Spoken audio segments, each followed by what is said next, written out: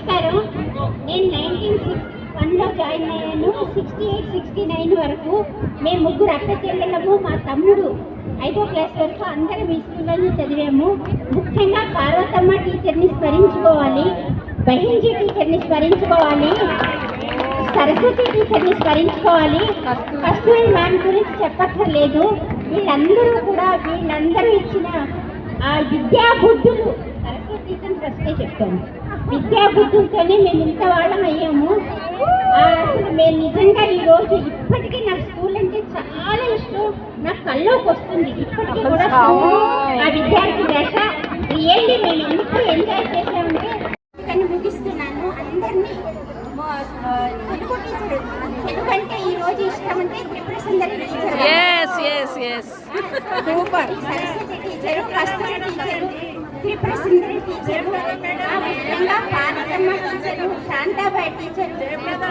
ఆవిడ అప్పుడు లేరండి కదా, మేము ఒక్కసారి వెళ్ళిపోయాము. జయప్రద మేడం తర్వాత వచ్చారు.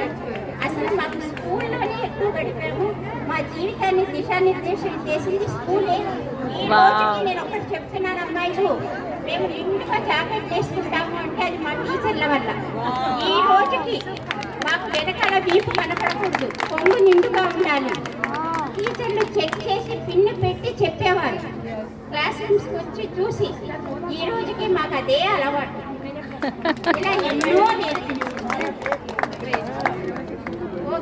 అనౌన్స్ చేయండి. ఏ ఇయరో చెప్పండి ఒకసారి ఇయర్ 1968 ఇయర్. నా తమ్ముడితో చదివినది సోమేశ్వరన్. నాకు తమ్ముడు లేడు, వాడు కూడా ఇక్కడ 5వ క్లాస్ వరకు చదివి బెంగళూరు IITలో ఇంజనీర్ అయ్యి పెద్ద పొజిషన్లో రిటైర్ కావాల్సిన వాడు కొంచెం అర్ధాంతరంగా పోయాడు. ఇదిగో ఈ సోమేశ్వర్ క్లాస్మేట్. ఇతన్ని చూస్తే నాకు మా తమ్ముడే గుర్తొస్తాడు. అందరికీ నమస్కారం, గురువులందరికీ వందనాలు. నేను ముఖ్యంగా ఇక్కడ 1961 నుంచి 1969 వరకు, అప్పుడు 11th క్లాస్ మాది లాస్ట్ బ్యాచ్ చదువుకున్నాను.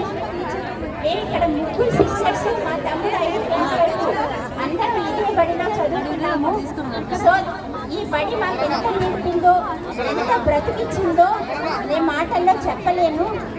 అందుకని ఆ కృతజ్ఞతగా ఈ శిథిలావస్థలో ఉన్న ఈ బిల్డింగ్ని మహామహులందరూ ఉద్ధరిస్తున్నారు. నా వంతుగా మా ముగ్గురు అక్క చెల్లెళ్ళు, నా పిల్లలకు అందరినీ అడిగి నేను 51,000 మన ఓల్డ్ స్టూడెంట్ తన వంతుగా ఒక 51,000 స్కూల్ కు డొనేషన్ ఇస్తున్నారు. Thank you very much madam. Construction కోసం ఇస్తున్నాను. అది ఇస్తున్నానని కూడా నేను చెప్పకూడదు యాక్చువల్గా. నన్ను చూసి మిగిలిన వాళ్ళంతా ఇవ్వాలని ఇన్స్పిరేషన్ కోసం చెప్తున్నాను. ఓకే అమ్మా, నా పేరు ప్రమీల, హరగోపాల్ గారు మా వారు.